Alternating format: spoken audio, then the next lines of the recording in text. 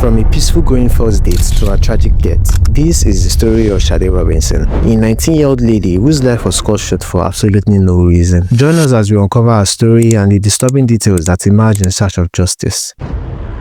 Sade Robinson was just 19, originally from Vicksburg, Mississippi, and studying criminal justice at Milwaukee Area Technical College. She was more than just a student, as she worked at Pizza Shuttle, where her manager described her as very outgoing and someone who lightened the mood for everyone around her. Her colleagues remember her for her kind heart and dedication. Friends online affectionately called her the Brown Barbie Girl, praising her supportive spirit and non-judgmental nature. Her laugh was contagious, they said. Her energy lifted others, and she radiated a warmth that made people feel seen. She dreamed of serving her community and had plans to pursue a career in criminal justice after graduation. But beyond her ambitions, she was a loving daughter, cherished sister, and a dear friend to many. On the 1st of April 2024, Sade told her colleagues in Pizza Shuttle that she will be going on a first date with Maxwell Addison, a 33-year-old man she has been talking to online. She was really excited about this date as she looked forward to having a wonderful time with Maxwell. Meanwhile, Maxwell Addison had a different plan of his own. On the 5th of March 2024, which was a few weeks before the first date, Maxwell invited his friend over to his house to show him a plan he has been plotting. This same friend later confessed everything in court. However, he didn't want to disclose his identity to the public, which classified him as a confidential informant. Now, what was the plan? Maxwell revealed to his friend that he intended to kill and dismember a woman he was planning to meet. He had already prepared his home, placing multiple painter tap coverings on the floors, ceilings, and walls to prevent blood or DNA from being left behind. 3 saws were also kept in the basement, believed to be the tools Addison intended to use. He even had a plan for how he would dispose of the woman's body throughout the city. Maxwell Addison's attorney later denied the allegation in court, stating that people who refuse to identify themselves often give false and exaggerated allegations and urge people not to believe these so-called informants, but the events that followed will speak for themselves.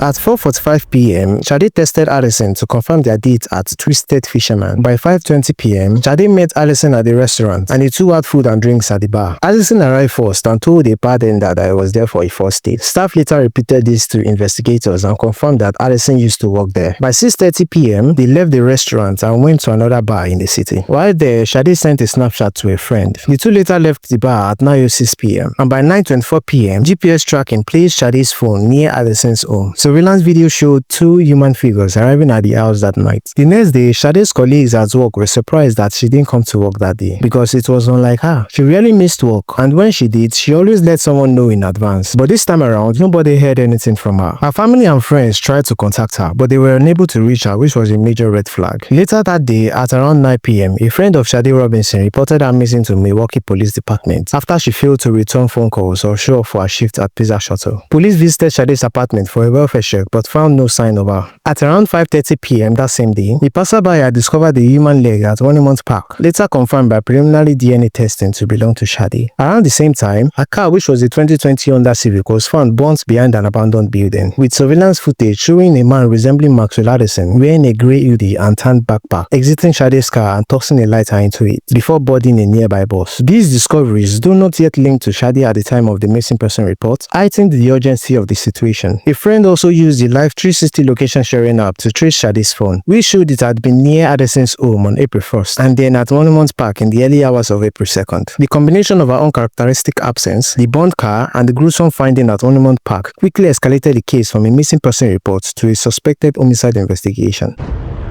Before we continue, please subscribe to our channel to stay updated for more videos from us. And please like this video so our YouTube will keep showing it to more people, thereby creating more awareness about Sade Robinson's story. Now let's get back to the video. Over the next few days, more remains surfaced. On April 6, a human foot and other flesh were found close to the burnt car. On April 18, the torso and arm believed to be Sade's were discovered on a remote South Milwaukee beach. On May 11, another arm was ashore in Waukegan, Illinois, confirmed as hers. Tragically, Sade's head has never been recovered. On April 4, police arrested Addison during a traffic stop near his home. A search of his house revealed blood on the bedroom wall and basement stairs, though not Sade's blood, along with a knife in the kitchen sink, an axe on the living room wall, and women's clothing including a bra and underwear, hidden under a basement tool bench and between support beams. Another woman's ID card was also found, raising questions about Addison's past. In court, Maxwell Addison and his attorney, Tony Cotton, firmly denied the allegations of Sade Robinson's murder. Cotton argued that there was no direct proof of Addison's Addison's involvement, as the investigators didn't find the murder weapon. The cause of death wasn't confirmed, and no blood from Sade was found in his home, insisting the case rested on unreliable testimony and circumstantial links. But as the trial unfolded in June 2025, the evidence against Addison began to mount, painting a chilling picture of a calculated crime. DNA from Sade was found on a plaid jacket in Addison's living room, and the hoodie he wore after allegedly touching a car. Surveillance video tracked Sade's Honda Civic from Addison's home to Wonimont Park, whereas a red leg was discovered hours after its disappearance on April 2nd, 2024. Cell phone records placed a phone at Addison's address. Then at the park, while disturbing photos on his phone showed Sade incapacitated on his couch. A confidential informant testified that Addison planned the murder weeks in advance, intending to shoot Sade and dismember her in his tap-lined basement. The defense tried to argue Addison's innocence, but the prosecution's nearly 500 pieces of evidence made his guilt undeniable.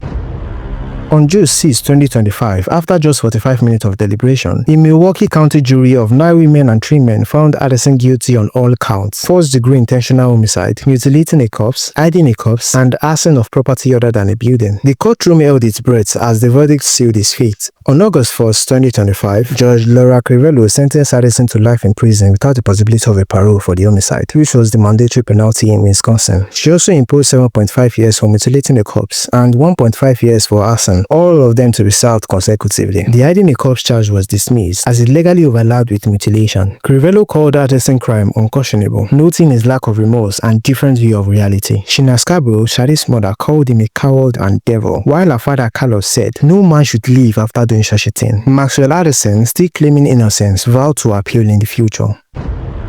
For weeks, Maxwell Addison meticulously planned this crime. He lined his home with taps, gathered tools, and precisely executed his plan. After taking Sade's life, he attempted to erase the evidence, burning her car, discarding her remains miles apart, and leaving her family with unimaginable grief. And through it all, he showed no remorse.